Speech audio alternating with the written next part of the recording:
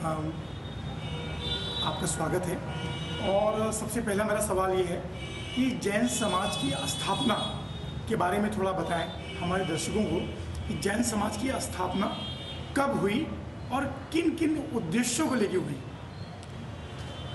हमारे गीता और जैन शास्त्रों को यदि अपन लेते हैं तो इसमें जैन समाज यानी जैन धर्म को मानने वाले हैं, जहाँ हमारे 24 तीर्थंकर हुए हैं। 24 तीर्थंकरों की आराधना करने वाला एक पंच नमस्कार मंत्र है। पंच नमस्कार मंत्र को अनादि काल से मानते आए हैं और पहले के समय में इस पंच नमस्कार मंत्र की आराधना करने वाला बहु समाज होता था। देश विदेश में जितने भी लोग होते थे। जी गुरु जी, सवाल इसलिए जैन समाज की स्थापना किसी व्यक्ति विशेष के द्वारा नहीं की गई है। किसी व्यक्ति ने भी इस जैन समाज की स्थापना नहीं की गई है। ये धर्म के आधार पर है। जैन धर्म सिद्धांत के रूप से शुरू से चला रहा है, अनादिकाल से चला रहा है। इसको स्थापना करने वाला कोई नहीं है। यानी इसके मान लीजिए गॉड जो है, जब से प्रकृति चली आ रही है तब से जैन धर्म चला आ रहा है। क्योंकि जैन धर्म के सिद्धांत 5 हैं: अहिंसा, सत्य, आचौर्य, ब्रह्मचर्य और अपरिग्रह। और ये सिद्धांत मानव धर्म के लिए हैं और प्राणी मात्र के लिए हैं। और जो प्राणी मात्र इन सिद्धांतों को मानता है वो जैन धर्म का अनुयायी है। और उन्हीं को जो है जैन धर्मांश रागी मान लिया है और वही जैन धर्म जैन समाज के रूप में प्राप्त हो चुका है।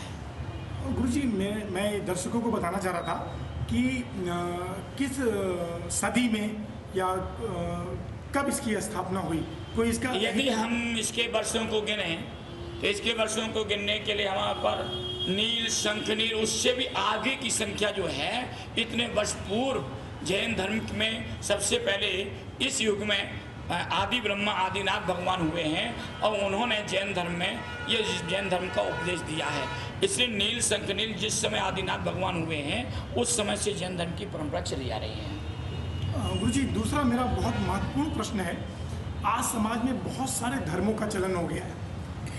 जैन धर्म का जो मूल उद्देश्य है, प्रमुख मूल उद्देश्य है, वो हम जानना चाहेंगे, वो क्या है? जैन धर्म का मूल उद्देश्य है दया, अहिंसा। क्योंकि जीव मात्र के प्रति दया की भावना रखना, प्राणी मात्र के प्रति करुणा की भावना रखना। हमारे जितने भी तीर्थंकर हुए हैं उन सभी तीर्थंकरों ने अहिंसा का उपदेश दिया है, दया का उपदेश दिया है। इसलिए आज भी जैन धर्मावलंबी अहिंसा का ध्यान रखते हुए एक चींटी, छोटे से जीव जंतु चींटी को भी मारने से परहेज रखते हैं, उसको भी मारने में अपने आप में पाप मानते हैं। इसलिए अहिंसा प्रमुख उद्देश्य है। आपको क्या लगता है कि इस उद्देश्य को हम कुछ प्राप्ति कर पा रहे हैं? जहाँ तक हमारे जैन समाज का प्रश्न है, जैन समाज में अहिंसा का भाव आज भी है और उनके जो साधक हैं, साधु संत हैं, वे पूर्णतः अहिंसा धर्म का पालन करते हैं। इसलिए बरसात के दिनों में 4 महीने अन्यत्र विचरण नहीं करते हैं, एक स्थान पर एक जिनालय में ही रह कर के अपनी साधना करते हैं। इसलिए अहिंसा धर्म का उद्देश्य पूरा हो रहा है। क्या ऐसा संभव है कि इस धर्म से बहुत सारे लोग और जुड़े, वो भी इसको अपनाएं? कहाँ कमी रह गई है कि जैन धर्म का उद्देश्य इतना बेहतर होने के बाद उनसे जुड़ने वालों की संख्या बढ़ नहीं रही है? उसका कारण ये है कि जैन धर्म में अहिंसा का उपदेश तो दिया ही गया है, लेकिन साथ साथ में अपरिग्रह का उपदेश भी दिया गया है, साथ साथ में त्याग का उपदेश भी दिया गया है। और आज के समय में आप जानते हो कि वर्तमान की जो स्थितियां हैं भौतिकवादी स्थितियां हैं और भौतिकवादी स्थितियों में चकाचौंध में व्यक्ति उसमें डूबा हुआ है। आज के समय मोबाइल का ज़माना आ गया है। इस मोबाइल की क्रांति में व्यक्ति नए नए आयामों को खोजता है, लेकिन जैन धर्म जो है प्राचीन पद्धति के अनुसार चलता है। इसमें त्याग और तपस्या को ज़्यादा महत्व दिया गया है। इसलिए इस त्याग और तपस्या की कठिनता को देख करके लोग अहिंसा धर्म से जुड़ नहीं पा रहे हैं।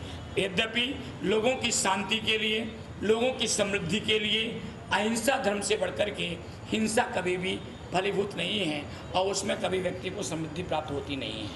गुरु जी, 2-3 मेरे महत्वपूर्ण प्रश्न और हैं। जैन गुरु की परंपरा के बारे में हम जानना चाहेंगे कि थोड़ा हमारे दर्शकों को बताएं, ये परंपरा कब से चली आ रही है और जो भी इनके गुरु हुए हैं उनका विस्तार से थोड़ा हम चाहेंगे कि आपके शब्दों में वर्णन हो। देखिए, हमारे जो नरग्रंथ दिगंबर परंपरा चली आ रही है, प्रथम तीर्थंकर भगवान आदिनाथ हुए हैं। भगवान आदिनाथ ने जब सतयुग चलता था, उस सतयुग के समय में निर्गन दीक्षा लेकर के जंगलों में उन्होंने वास किया था और जंगल में रह कर के 6 महीने तक एक आसन से ध्यान किया और उसके पश्चात उनके साथ 4000 राजाओं ने जिन दीक्षा को प्राप्त किया, निर्गंथ बने, दिगंबर हुए हैं। और वो 4000 राजा आदिनाथ भगवान के साथ में यानी आदि ब्रह्मा के साथ में रहे हैं और उस समय से ये परंपरा अनवरत हमारी चली आ रही है, जिसमें आदिनाथ भगवान के पश्चात 23 तीर्थंकर हुए हैं। 23 तीर्थंकरों ने भी इसी निर्ग्रंथ दिगंबर धर्म का उपदेश दिया है, इसी धर्म का पालन किया है। भगवान महावीर के मोक्ष जाने के पश्चात, उनका निर्वाण होने के पश्चात हमारे भद्रबाहु जैसे महानाचार्य हुए हैं, विशाखाचार्य आदि महानाचार्य हुए हैं, उन आचार्यों से ये परंपरा निरंतर चली आ रही है। वर्तमान युग में आचार्य शांति सागर जी छाणी, आचार्य शांति सागर जी दक्षिण, आचार्य आदि सागर जी अंकलीकर, इन 3 महानाचार्यों की परंपरा वर्तमान में इस भारतवर्ष में इस दिगंबर मुद्रा को धारण करके विचरण कर रही है। इसलिए दिगंबर परंपरा आज से नहीं, सतयुग से चली आ रही है। जब श्री कृष्ण और भगवान राम हुए, उनके पहले भी आदिनाथ भगवान हुए हैं और ये परंपरा अनवरत चली आ रही।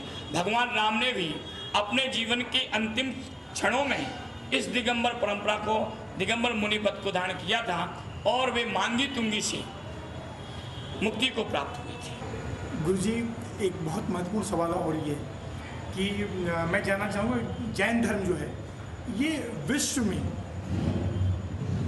किस तरह से प्रगतिशील है, विश्व में इसकी क्या मान्यता है?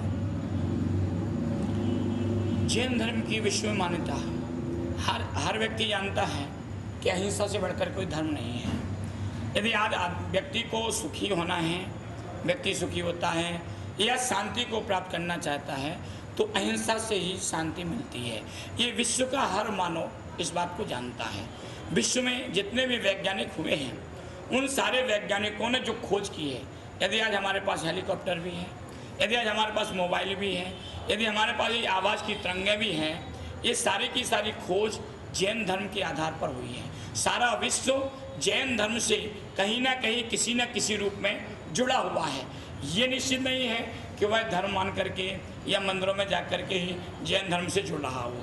व्यक्ति ने जहाँ से जैसे भी पाया है वो सब जैन धर्म से पाया है, इसलिए व्यक्ति कहीं ना कहीं से जैन धर्म से जुड़ा हुआ है। क्योंकि हमारे आचार्य मनीषियों ने जैन धर्म का जो उपदेश दिया है, तो उन्हें विज्ञान और तर्क के साथ में जैन धर्म का उपदेश दिया है। इसलिए विज्ञान की सारी खोज जैन धर्म के आधार पर चल रही है।